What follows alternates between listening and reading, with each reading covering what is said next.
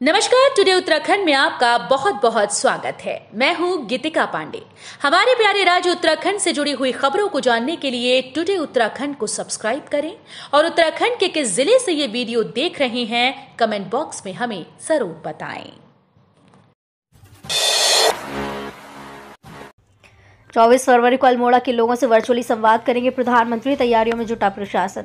24 फरवरी को जिले की सभी विधानसभाओं में प्रधानमंत्री नरेंद्र मोदी का वर्चुअल संवाद कार्यक्रम का आयोजन किया जाएगा। इसकी तैयारी में प्रशासन जुट गया है। डीएम ने अधिकारियों के साथ बैठक कर सभी तैयारी पूरी करने के निर्देश दिए हैं। शनिवार को कलेक्ट्रेट में डीएम विनीत तोमर ने प्रधानमंत्री के कार्यक्रम के लिए अधिकारियों के साथ बैठक की। उन्होंने कहा कि जिले की सभी विधानसभाओं में कार्यक्रम का आयोजन किया जाएगा।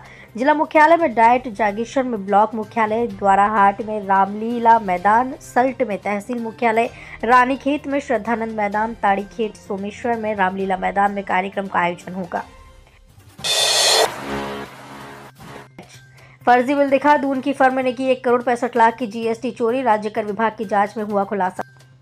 राजधानी की दून यूनिवर्सिटी रोड स्थित एक फर्म का फर्जी बिल दिखाकर 1 करोड़ 65 लाख रुपए की जीएसटी चोरी का मामला सामने आया है। फर्म ने दिल्ली की जिन फर्मों के बिल दर्शाए थे उनके प्रमाण नहीं मिले हैं।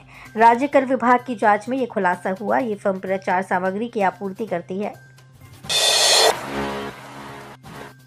प्रदेश को पहली बार NQAS नेशनल सर्टिफिकेशन पुरस्कार। आयुष्मान आरोग्य मंदिर की बड़ी उपलब्धि। चंपावत के आयुष्मान आरोग्य मंदिर गौरीकोट को स्वास्थ्य सेवा में बेहतर कार्य के लिए राष्ट्रीय गुणवत्ता आश्वासन मानक सर्टिफिकेट दिया गया है। उत्तराखंड के किसी स्वास्थ्य केंद्र को पहली बार ये पुरस्कार मिला है। स्वास्थ्य सचिव डॉक्टर R राजेश कुमार ने इस उपलब्धि के लिए गौरीकोट टीम को बधाई दी है। कहा, यह प्रदेश के लिए बड़ी उपलब्धि है। राष्ट्रीय गुणवत्ता आश्वासन मानक के तहत गर्भवती महिलाओं की देखभाल, नवजात की देखभाल, किशोर अवस्था के दौरान स्वास्थ्य की देखभाल, गर्भावस्था एवं प्रसव के दौरान देखभाल, परिवार नियोजन, गर्भ निरोधक सेवाएं और अन्य प्रजनन स्वास्थ्य देखभाल सेवाएं। लोकसभा चुनाव, हर चेक पोस्ट पर लगेंगे सीसीटीवी कैमरे। हथियार लाइसेंस सूची का भी होगा सत्यापन। मुख्य निर्वाचन अधिकारी डॉक्टर BVRC पुरुषोत्तम ने निर्देश दिए कि आगामी लोकसभा चुनाव के मद्देनजर प्रदेश के हर चेक पोस्ट पर सीसीटीवी लगाए जाएंगे। साथ ही जितने भी हथियारों के लाइसेंस जारी हुए हैं उन सभी की सूची का सत्यापन किया जाए। शनिवार को सचिवालय स्थित वीर चंद्र सिंह गढ़वाली सभागार में मुख्य निर्वाचन अधिकारी ने प्रदेश में लॉ एंड ऑर्डर, पुलिस बल एवं केंद्रीय सुरक्षा बलों की तैनाती के संबंध में उच्च स्तरीय बैठक ली। बैठक में पुलिस मुख्यालय, आबकारी विभाग समेत अन्य विभागों के अधिकारी शामिल हुए। मुख्य निर्वाचन अधिकारी डॉक्टर पुरुषोत्तम ने विभागों को निर्देश दिए कि निर्वाचन प्रक्रिया शुरू होने से पूर्व तैयारियां समय से कर ली जाए। बूथ जीता चुनाव जीता का मंत्र लेकर लौटेंगे 250 प्रतिनिधि। फिर आक्रामक प्रचार में जुटेगी भाजपा। उत्तराखंड भाजपा के 250 प्रतिनिधि नई दिल्ली में आयोजित पार्टी की राष्ट्रीय परिषद की बैठक से बूथ जीता चुनाव जीता का मंत्र लेकर लौटेंगे। लोकसभा चुनाव की दृष्टि से राष्ट्रीय परिषद की इस बैठक को काफी अहम माना जा रहा है। पार्टी सूत्रों के मुताबिक बैठक से केंद्रीय नेतृत्व का मार्गदर्शन प्राप्त होने के बाद पार्टी आक्रामक प्रचार अभियान में जुट जाएगी। पेपर मिल के गोदाम में लगी भीषण आग। मौके पर पहुंची 9 दमकल की गाड़ियां। 6 घंटे बाद पाया आग पर काबू। रुड़की के नारसन क्षेत्र स्थित एक पेपर मिल फैक्ट्री के गोदाम में भीषण आग लग गई, जिससे करीब 1 करोड़ का नुकसान बताया जा रहा है। वहीं करीब 6 घंटे बाद आग पर काबू पाया जा सका। नारसन से झबरेड़ा रोड पर गंगोत्री पेपर मिल है। गोदाम में भीषण आग लगने की सूचना मिलते ही रुड़की से दमकल की गाड़ियां मौके पर पहुंची और आग बुझाने का प्रयास किया, लेकिन आग इतनी भीषण थी कि काबू नहीं पाया जा सका। इस पर जिले से करीब 9 दमकल की गाड़ियां मौके पर बुलाई गईं, जिसके बाद करीब 6 घंटे की कड़ी मशक्कत के बाद आग पर काबू पाया जा सका। कोटद्वार में मूल निवास स्वाभिमान महारैली। पूरे पहाड़ में जाएगा आंदोलन का संदेश। कोटद्वार में मूल निवास और सख्त भू कानून बनाने की मांग को लेकर रैली महारैली निकाली गई। देवी रोड के तड़ियाल चौक, देवी मंदिर, मोटर नगर होते हुए रैली लाल बत्ती चौक, बद्रीनाथ मार्ग से कोटद्वार तहसील तक निकाली गई। इस दौरान हल्द्वानी में हुई घटना को लेकर मूल निवास भू कानून समन्वय संघर्ष समिति ने राज्य सरकार पर निशाना साधा। समिति के संयोजक मोहित डिमरी ने कहा कि अगर प्रदेश में मूल निवास और मजबूत भू कानून लागू होता तो इस तरह की अप्रिय घटना नहीं होती। उन्होंने हल्द्वानी की घटना की कड़ी भर्त्सना करते हुए कहा कि देवभूमि की पहचान शांति की रही है। नशे की अंधेरी राह, लाल पीली गोली के नाम पर मेडिकल स्टोर पर मिल रही नशे की दवाएं, ठंडे बस्ते में पड़ी एक योजना।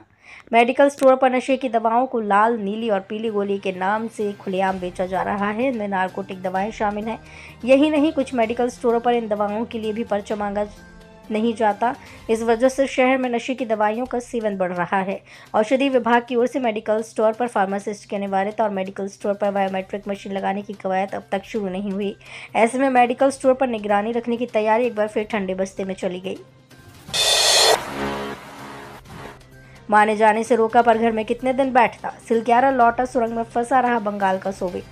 घर में कितने दिन बैठा रहता, काम तो करना ही पड़ेगा। जोखिम तो हर जगह है, जिधर भी काम करेंगे, ये कहना है पश्चिम बंगाल के हुगली निवासी सोविक पाखीरा का। सोविक उन श्रमिकों में से एक है जो सिलक्यारा सुरंग में भूस्खलन हादसे के बाद 17 दिन तक सुरंग में फंसे रहे थे। यमुनोत्री हाईवे पर निर्माणाधीन सिलक्यारा पोलगांव सुरंग निर्माण को अनुमति मिलने के बाद श्रमिकों की धीरे धीरे लौटने का सिलसिला जारी है। इन श्रमिकों में से वो भी हैं जो हादसे के दौरान सुरंग के अंदर फंस गए थे। अब तक ऐसे 3 श्रमिक काम पर वापस लौटे हैं। इनमें से एक 25 वर्षीय पेशे से इलेक्ट्रीशियन सोविक पाखीरा ने बताया कि जब वो सुरंग के अंदर फंसे तो पहले दिन तो घबरा गए, लेकिन जब बाहर से बातचीत शुरू हुई तो खुद को संभाला। देहरादून के मत्स्य पालकों के लिए राहत की खबर। अब मछलियों का करा सकेंगे बीमा, नुकसान होने पर मछली पालक को की जाएगी भरपाई। जिले में मत्स्य पालकों के लिए राहत भरी खबर है। मत्स्य विभाग की ओर से मत्स्य पालकों के हित में बीमा कराने की कवायद अप्रैल से शुरू की जा रही है। ये बीमा मुख्यमंत्री मत्स्य संपदा बीमा योजना के तहत की जाएगी, जो ऑनलाइन और ऑफलाइन दोनों माध्यम से होगी। योजना के तहत मछलियों का बीमा किया जाएगा। योजना की खास बात यह है कि इसमें प्रीमियम की आधी राशि राज्य सरकार की ओर से दी जाएगी। इससे मछली पालकों को सिर्फ आधा प्रीमियम ही जमा करना होगा। योजना के तहत 1 वर्ष के अंदर मछली मरने या किसी अन्य प्रकार से नुकसान होने पर मछली पालक को इसकी भरपाई की जाएगी। 8,000 से अधिक लोग पेयजल को तरसे, सरकारी टैंकरों से मिल रहा बस 2 बाल्टी पानी। उत्तराखंड के इस इलाके में हुई किल्लत। जल संस्थान कार्यालय पीली कोठी स्थित ITI भगवानपुर व बरेली रोड पर कुल 4 नलकूप खराब होने से 8,000 से अधिक लोगों को पेयजल समस्या से जूझना पड़ रहा है। सरकारी टैंकों से भी लोगों को राहत नहीं मिल पा रही। पेयजल समस्या से परेशान लोगों ने कहा कि उन्हें सरकारी टैंकरों से सिर्फ 2 बाल्टी पानी मिल रहा है। इसके कारण उन्हें 500 से 600 रुपये खर्च कर निजी टैंकर मंगवाने पड़ रहे हैं। बड़ी परियोजनाओं की मंजूरी से पहले यातायात प्रभाव आकलन बढ़ते दबाव को देखते हुए निर्देश जारी। प्रदेश में स्टेडियम, ऑडिटोरियम, मेडिकल कॉलेज, औद्योगिक इकाई या कई अन्य निर्माण से पहले उस स्थान के आसपास यातायात प्रभाव आकलन कराना होगा। शासन ने इस संबंध में सभी विभागों को निर्देश जारी कर दिए हैं। ऐसी परियोजनाओं की स्वीकृति से पहले ट्रैफिक से होने वाले संभावित प्रभाव का आकलन करना जरूरी होगा। शासन ने मूल्यांकन केंद्रों की भूमिका पर उठाए सवाल, दिए कार्रवाई के निर्देश। पढ़ें पूरी खबर। शासन ने राज्य विश्वविद्यालयों और महाविद्यालयों को शैक्षणिक सत्र नियमित करने एवं केंद्रीयकृत परीक्षा मूल्यांकन प्रणाली के संबंध में निर्देश दिए। उच्च शिक्षा सचिव शैलेश बगौली की ओर से जारी निर्देश में कहा गया है कि सेमेस्टर आधारित आगामी परीक्षाफल को अनिवार्य रूप से ABCID के साथ क्रेडिट मैपिंग करते हुए प्रकाशित किया जाए। काम में लापरवाही पर उन्होंने संबंधित शिक्षकों के खिलाफ कार्रवाई के निर्देश दिए। तो ये थी हमारे प्यारे राज्य उत्तराखंड से जुड़ी हुई कुछ खास और अहम खबरें। इसी तरह की लेटेस्ट अपडेट पाने के लिए अभी सब्सक्राइब करें टुडे उत्तराखंड चैनल को। धन्यवाद।